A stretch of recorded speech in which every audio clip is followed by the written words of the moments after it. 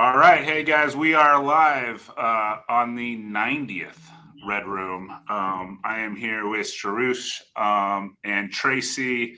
Today, we're going to talk about flipping. Oh, shit. Oh, did Luke just pop? He said he's going to jump on the phone again. Hey! I guess he's not on the phone. There's some good live streaming for you. Yeah. So You guys get both of us at the same time. Heyo. What's Exciting. going on? did you know this is the 90th episode? No. There we go. We hit. Serious? Yeah, Did we you hit get a 90. haircut too? I did, yeah. Yeah. It's been a long, busy day. Yeah. I love how Get it you all just done show for the up. open. Heck yeah. Take two. Yeah. So, all right. So Luke's joining us in person, but today we're going to talk to Sean about just basically discounted commissions. And I mean, I've always had a family member that has helped me with discounted commissions. Obviously, my daughter does it now. But just a little, just kind of like a little inventory update that I can always do. We're just sitting here right at 22,116 actives. We saw that kind of dip down in December, and then obviously you see kind of the January inventory popping up on the market. The 10-year bond has trickled down about a quarter point, so you're probably seeing stuff in the high sixes as far as interest rates. It's interesting, like everybody, once again, I'd just like to go back to, Trump becoming president, and then with a good economy, generally you only get really good interest rates when the economy starts taking a dive, right? So, i.e. COVID and stuff like that. But, everybody's like, oh, he's going to bring so much into real estate, but that's not going to be the case. I think we probably will see maybe as low as 5.25 this year, and probably to maybe high as 7.5, but that's just going to be what is normal. So there's not going to be any timing of interest rates really this year. It's really kind of another reason we added Tracy this year, but Tracy kind of brings in that whole version of like, if you're going to flip, do it right. Just don't do it average. So, and Luke's good at that too.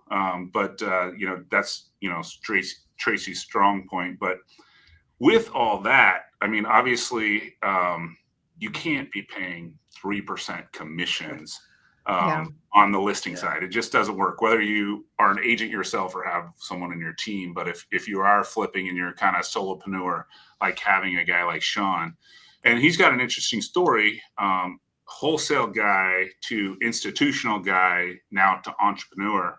And he's going to jump in and tell us how that story kind of transitioned. So, hey, thanks for jumping on. Yeah, thank you guys for having me, guys and gals. The Cliff Notes version, 2014 through almost 2017, we had a wholesale business. We expanded from Arizona to Dallas. We were kind of rocking and rolling. When we got to Dallas, we kind of pivoted and started accumulating properties. So we put together a pretty decent sized portfolio. And in 2018, we were just kind of, I'll be honest, we were tired of the wholesale business and had an opportunity to get involved with the institutions. And in 2018, we bought about 900. As you know, institutions kind of come and go. Cash flow comes and goes depending on how they raise it. They're cash buyers, but they're not really cash buyers. There's always debt. So 2018 was a great year. 1920, we probably did maybe 100, 150 deals combined. And then free money, 2021, we did 2,000 transactions. That was Arizona and Las Vegas. And then in 6 months in 2022, we did roughly 700. And that was really eye-opening, because if you just think about just the sheer volume of just paperwork, we did 2,000 transactions with 8 people. And that's a great team, obviously, processes in place. And it was a conveyor belt kind of system, like you walk into McDonald's, right? They bang out burgers. Well, we were banging out deals. The most deals we closed in 1 month was 300. Wow. So And again, all that with 8 people and having, Insane. you always have to have, somebody's out sick. So you always, and you got deadlines, contracts in Arizona look different than Las Vegas, the way they handle Binzers and all that fun stuff. So anyways, that learned a lot. Obviously did well, and had the gentleman in Las Vegas that was our broker. He has been running a 1% listing model, full service, for over a decade. He's doing 200 to 300 transactions every year. And for all the naysayers, it's all been based on referrals. So as an agent, referrals are obviously gold, right? Yeah. I mean, you're going to convert probably 99% of a referral just because somebody else is kind of talking you up. So he's built that business. He was like, you need to push this. You have the means and you know how to scale. And you also know how to operate within, the traditional space. So why not bring the 1% listing model to Arizona? So Nice. That's how we got here. So question just curious for my own, when you were doing the portfolio in Dallas, was the first thing you sold was the portfolio? Did you just like, oh, we got this portfolio right here. You want to buy this? So the interesting part is that our largest client, the one that bought majority of the homes in 2021, we actually sold. Well, we didn't sell them. We actually tried to sell our portfolio to them in 2020 because we had 45 houses in Dallas. Okay. And they didn't at the time decide to buy that portfolio. We ended up selling it in 2022. Thank God we waited. And it was also January of 2022, so timing was perfect. Yeah. I would say we were lucky more than it was perfect. Yeah. So that's how we actually met that client. We put them in touch with our broker at that time in Arizona. He kind of cultivated the relationship since he kind of had institutional knowledge and could kind of talk the talk with those guys. I mean, I'm sales and operations. I'm not the guy that's going to be in the suit. If you could see my arms, there's a lot of tattoos. I'm not the board guy. I've been there. I'm very more sales and ops anyways. So yeah, that's how we got there.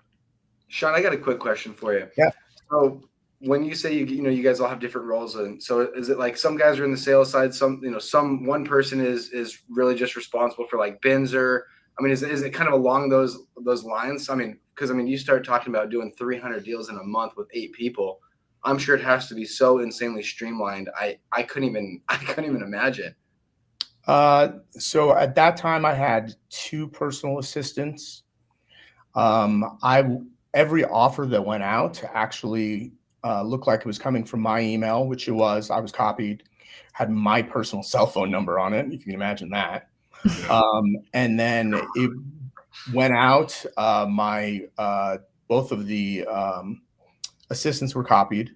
And then once, the negotiation, my phone from 7 a.m. till 7 p.m. just rang because we sent out like 300 offers a week. Wow. And we were offering 10 to 20,000 over list. Remember 2021, right? Oh, and yeah. we were converting on about 30% of the offers sent. Wow. So, but beyond that, then there was, really the rest were transactional, TCs mostly. So it was, a lot of every time a deal went in the system, multiple tasks for multiple people, backups, and then it's just conveyor belt down the road. Don't you love when people just call you up and say, hey, can I talk to you about XYZ? And you're like, and this happens to me, right? Nothing at the 300 house per month level. Like, sorry, can you back up? Like, they expect you to know which house you're talking about. That one house. Yep. Like, you serious? Like, Like an address first or something. Yeah. Sean, have you guys implemented AI into any of those procedures yet to be able to make those more efficient, or do you see yourselves doing that in the near future? Somebody a lot smarter than I am is kind of working on something currently on the back end. And, if it works out that we can get to a scale on the traditional side, remember all those transactions we bought $1.2 billion of inventory in 2021 alone. So now it's like, okay, we started a brokerage 2 months ago because of the fact that I went to a couple of I will call them fancy brokerages, and they said, you're going to piss off too many agents listing houses for 1%. They didn't speak bad about the model. They know my background. So we ended up actually having to, you get rejected a couple times, and it's because you're pissing off other agents. Your light bulb goes off. A, you're on the right track. And B, how hard is it to set up a brokerage? Not that hard. So I've got a little bit of a big mouth. So I own the brokerage, but I'm not the designated broker. So I have somebody else that's a lot more calm and cool. He can do it. I can do what I'm good at, which is really sales and overseeing the operations day to day. So, yeah. But AI, I think I think more on the transactional side than anything else. I mean, ultimately, you can't replace the human in real estate. So, yeah. So the new 1%, you talked about marketing before we hopped online, but you're out there marketing 1% listings. How's the feedback been in the first 2 months? Are you getting a lot of people that are just like, yeah, this is great? Usually go ahead. I'm sorry. And what kind of, like, I would assume it's not like the hand holding of the service like the 3% brokers or 2.5% brokers do. Right. Have you streamlined any of that process? So from a marketing perspective, it's, the people that we've got in front of, we're definitely, signing deals. So that's good. Marketing, we're hitting it from, social media to PPC and just scratching the surface with commercials. Some of the big three guys, two of them, that are the cash guys. And then one is the older gentleman. I won't mention any names, but they do a lot of marketing on TV. They spent last year combined like $10 million. So, I've done well, but I'm not blowing that kind of money. So it's being very, very strategic in that regard. So that's the other thing that you brought up. And just because you're paying 3% does not mean you're getting more services, better services. Right. Yeah, very true. Ultimately, there's two things you have to think of. The hardest part of a listing transaction is getting the deal. Yeah. Okay. After that, the rest of the processes are very much the same. You order pictures, you go through the process, you list the house, and then it's really a matter of people walking through the door, and then real estate, right? There's stuff comes up, good, bad, and different. There's a lot of curveballs. Obviously, we've seen a lot of transactions. So at this point, I've seen every good, bad, and ugly in a transaction, right? But that process is the same. So, what are you really paying 3% or 2.5% is very common. Ultimately, think of it this way. As a agent, what do you want to do? Most agents want to end up having a team. The top agents, the top 1%, all have a team. Ask yourself, when was the last time they actually went on a listing appointment? A lot of them, I'm willing to bet, they haven't gone that often. What happens is if there's a pie and they're taking 60% of the pie and the agent's getting 40%, the other agent, because they just refer the business to their team member once they get to critical mass. Yeah. And so that person at 40% you have to charge 2.5% and 3%. Like there's no way around it. Otherwise, they're not going to be able to, work basically for free in their eyes. So that's kind of where we're able to provide all the services, because this guy actually will go on, and in Vegas, when John's done those 200 to 300 transactions, he goes to every listing appointment. You get John, at least on the listing appointment, from listing to close, then he has a team behind him. But, I'm still included in all the text messages, all the emails, and I'm always available for a phone call if somebody would rather speak to me, since I'm the person that met with them initially. But we also have seasoned veterans that are all part of, the team before. They've seen everything you can think of, and they're not compensated, at 40% of the transaction, because the transaction is only 1%. They're in a position where they're getting a decent salary, better than most, and then depending on quarterly and yearly and stuff like that, we can kind of bonus people out. but it's really a better way because ultimately, who wins? The seller wins. The fix and flipper investor wins. Not just the guy that, built the business and now he's just literally referring business. I mean, that's what the top agents do. They just, within their team, they refer business left and right. Good for them. I'm not knocking it. There's plenty of deals to go around, but there's still a better way that's really going to serve your client. And ultimately, somebody selling a $500,000 house, $10,000 is a lot of money. Yeah. $1 million, it keeps going up and up, 20,000. And then the luxury agents, I won't even get into that because, they make a couple $100,000 on a, on a big boy listing. And sometimes they'll charge 7-8% too. That's not, they'll just do the all encompassing, percentage, which is kind of crazy. Well, especially on the listing side too, Sean, it's the pricing, arguably the pictures and location and the non-tangibles that you can't really change. I can't change where the location of something is or the layout or the size of the property. That seems to be what drives most buyers, not necessarily the listing agent's brand or if they have a pocket buyer. I don't know percentages because I'm not in that world, but how many or what percentage of listing agents actually have a buyer that they can bring to the table to say, hey, I can give you, I can negotiate my commission because of this. So it just seems like exposure is exposure, regardless of if you're paying 1% or 5% or something in between. The pictures, how well the reno is done. I would imagine the responsiveness of the listing agent is one thing, but it just, as an investor, I've never paid full price for the listings just because it just doesn't really justify what it is that really is what gets that buyer to the finish line. Now, I think it's more arguable on the buyer's agent side of like, okay, there should be maybe a fluctuation or a negotiation of what they get paid because if someone's brand new and expects you to do everything, or they're super seasoned, they have a very well qualified buyer, they make your life better instead of miserable and fighting you tooth and nail during the inspections and going psycho. Why am I paying you 3% to negotiate against myself? So on that rant, going back to what your specialty is, I would imagine, especially now when people are really value minded, what's the value in paying 3% when you can get something very similar, for a third of the price at and the same deliverables? Yeah, you nailed it on multiple fronts.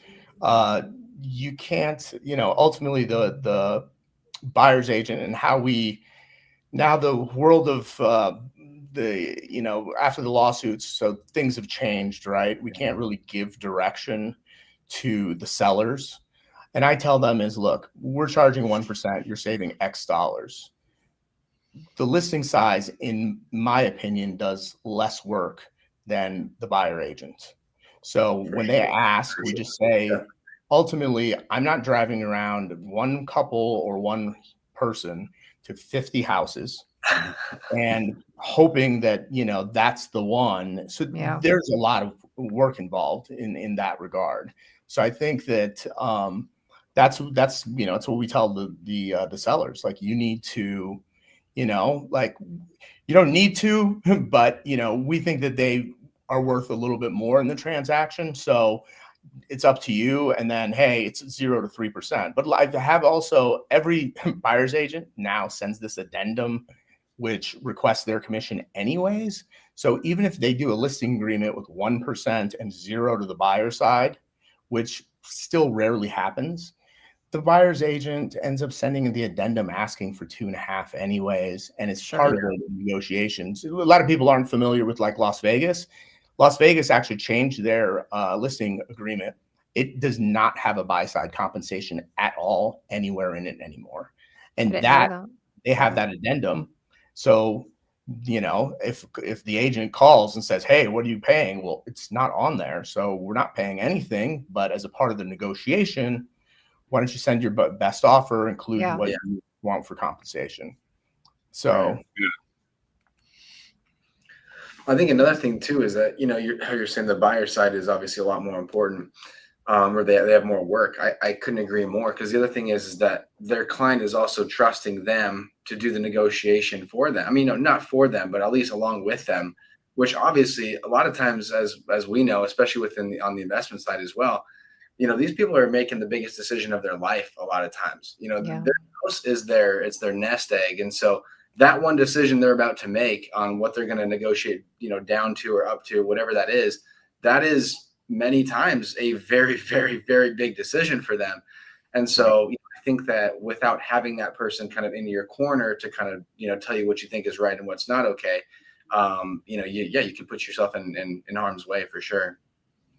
Yeah, I mean, I totally agree with that. And I think Tracy nailed it with the pictures and the price. Those two things are the most important with listing agents, is being able to come up with a price, especially now as inventory's gone up, interest rates have gone up, depending on where the location is, what city it's in, what condition it's in. Like, you need to price it right. And you need to take great pictures. And then, like, we have one that just went live in Queen Creek. We did the aerial stuff, the night pictures, beautiful backyard. And so we spend extra there. Also, on top of that, we actually do additional advertising per property that we pay for, that's not just thrown up on the MLS. We actually will do social media marketing for your property specifically. So, and we send you a report. And we talked about touches. Like, every Monday, we'll give you an email. And if you'd like a phone call, we'll give you a phone call of like, okay, here's what our marketing resulted in: this many views on social, this many clicks, these people inquired. Then obviously with the Align system, they see how many people came and went if the house is vacant, or if they're in the house, they obviously know. But then we kind of say, hey, we talked to these many agents. This was the feedback, what should we do, in the next. So that's Mondays. And then Thursdays, we'll reach out and say, okay, here's the last few days going into the weekend. And so every Monday and Thursday, you get touches from us every day, every Monday and Thursday. And so it's like, we still, the thing we hear the most is, oh, 1%, and it's usually from agents, let's be honest, is you guys are cutting corners and we're never, they don't hear from you and da-da-da-da. And I say that's not accurate whatsoever, because we know how to do volume and we're very, very organized. And so you get into the system, but you're still high touch from, multiple people, and there's always somebody that you can call. So why are you paying, now, if you like, Jamie the realtor or Johnny the realtor, great. It's a relationship business. Use them. Do yourself a favor. Ask them if they'll do it for 1%. They might choke, but they probably will end up doing it. So if you want to use me as the battering ram, and go for it. Not necessarily trying to take money out of. Ultimately, most agents on average, I think last year, like the average agent did like 4 transactions. Right. So they need the 2.5%, and that's the average, right? So there's a lot of people that are doing a lot less than that. And then you've got the 1% that are doing 99% of the deals anyways. Yeah. And that's really who we're kind of, like, okay, can we make a dent in that 1% and ultimately put more money back into sellers' pockets? So obviously they're selling a house. What do you got for them on the buy side? What does that look like? I mean, you got the customer. Why wouldn't you try that one too? Yeah. So if we list your house for 1%, and so I'll give you a great example. We had a couple in Phoenix, and we listed their house for $550, 1%. So they saved, $10,000 there. They ended up buying a $900,000 house. On that transaction, we credited back a portion of our commission to cover their closing costs. So it ended up working out to almost 25% back. And so we ended up obviously making still a great amount of money on both sides, because we did get 2.5 on the buy side. But so we got 1 on one side, we got 2.5 on the other, but we, ultimately they ended up saving, because on the 900 quarter, I think they ended up putting an additional $17,000 in their pocket on both sides. Right. Yeah. So what tips can you give sellers that are considering putting their house on the market? Because if I put myself in the shoes of the average consumer, I'm probably seeing things on social media. I'm probably hearing things from family or my neighbors. Oh yeah. Pricing might seem like it's a little weird now. Are those conversations getting any easier because people are maybe used to a little bit higher interest rates? Or do you feel like, I'm telling by your body language already, or are they just getting a little bit more difficult regardless of what they're paying on the commission side? You're going to have all levels of, sellers, from how I look at, Zillow, so you're going to have a lot of different people. A lot of people know kind of what the activity that's going on in their neighborhood. Really, it's just educating the people and saying, look, you got to look like for like, right? If you can find a model match in the same condition that sold, let's say in the last, we used to go back 180 days looking at comps. Now, rarely do we go beyond 90 days. Yeah. And so the fix and flip guys, I'll start at like 30 days if you were listing a fix and flip client, because then you have, debt cost, because Chris Iman is charging, 12% of money. Which maybe he can run a promotion, do 11.5, Chris. No. He's like, yeah, with 4 points. Yeah. Right. No, but then you have a whole nother variable of, hey, the longer it sits, obviously the bank always wins, and that will end up killing a fix and flip. Yeah. So, and do you want to do 3 fix and flips a year? Do you want to do 5? Do you want to do 6? Well, you got to sell the first one as fast as possible. You want to maximize every dollar. I get that. If the flippers want to do that. And Tracy, I think you coach fix and flippers. So that's a fine line you walk there, where you're like, okay, how fast can I get the money back in the door so I can get the money redeployed? And then you're talking about, okay, if I can flip, a house every 60 days. Yeah. And then you're, all of a sudden that 10% becomes, 60% over the year. 120% over the year for your, ROI. So I think there's a couple different ways. That was very long-winded, but yeah, I mean, the conversations aren't getting that much easier with sellers. I think they're starting to, kind of come to the realization everybody knows interest rates are high now. We just try to have a very honest conversation and just say, look, here's our pricing recommendation. If you would like to go to X, whatever they have in their mind, you know what? We'll do that, but we'll do that within, let's say, a 2 weekends, 3 weeks. In 3 weeks, you're going to have people walking through the door and they're going to give you feedback, or you're going to have nobody walking through the door, which is feedback in itself. Yeah. And then after that, we need to have a game plan on price reductions. And maybe we tier it down if we're too far apart, like it's 5, we're saying 500 and they want to be at 525 or even higher. And honestly, I'm not in the business of just taking deals and signing listings to get a sign in the yard to pat myself on the back and then canceling deals, right? Ultimately, we want it to sell, because that does good for the client. And sometimes you have to walk away if they're just unrealistic.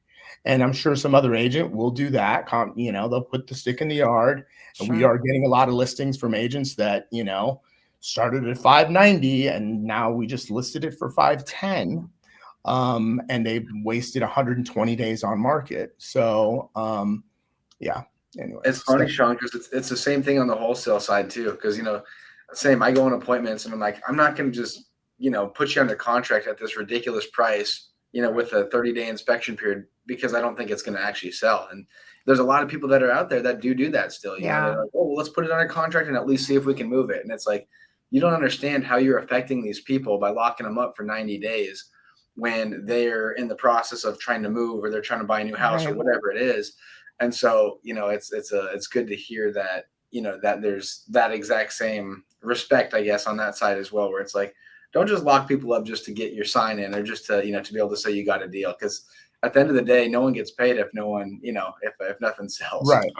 There's even worse, people that lock it up in memo. I know. I know. Right. Well, go ahead, Tracy. No, please. The wholesale business, you have one client one time and you probably will never see that person ever again. Right. We're currently doing a lot of advertising, Right. but in a perfect world, we'd like to just get so many referrals that we don't have to do advertising, Right. or it's just icing on the cake. So ultimately they need to have a good experience. They need to tell their friends, and it's not, and what happens is, and it happens all the time, where a listing agent will agree to a price in 90 days. If the seller, now you kind of reinforce that high price by agreeing to it because you're the professional. In 90 days, guess whose fault it is? Yeah. They come back and they say, oh, it's my listing agent's fault. Like Tracy said, if you got good pictures and good price, well, if you have good pictures and bad price, then ultimately that is the listing agent's fault for actually agreeing to it. If you want to do what we're doing and at least give it a little bit of a buffer, hey, maybe we're wrong, and I'll be tickled pink for the sellers if they get a little bit more money. But ultimately, usually falls back in, plus or minus $5,000. Okay. But if it's like 25 and 50, at some point, we don't be that agent ever where somebody comes back and says, oh, I listed it with Sean and it sat there for 90 days and he sucks. And, that 1% thing's a ripoff. I should have paid, I was about to name a fancy brokerage, but I should have used XYZ luxury brokerage that's going to charge me 3%. Like, that's never going to happen with us. Yeah. Well, a big theme of what I'm hearing throughout your conversation is like the respect of the industry, but you creating something that's creating a lot more, I think, healthy competition. We are an antiquated industry that is long overdue for disruption, especially on the listing agent side, because like you said, it's so mechanized for 80% of what it is, right? So if you're pushing up against these larger luxury brokerages or the brokerages, I, for one, am all about that enterprise.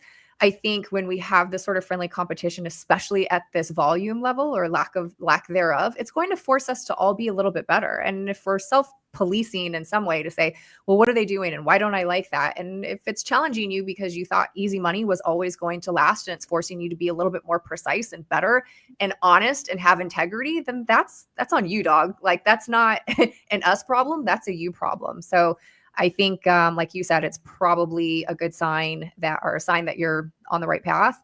And it'd be interesting to see once you guys start to really gain some more traction and take off. Reputationally, having more of your business come through there rather than advertising. Well, Sean, we try to keep this at like 30 minutes, but obviously your best customer is those fix and flip customers that give you Absolutely. 10 listings a year. So how do they get in touch with you, or what's the best way to reach out to you?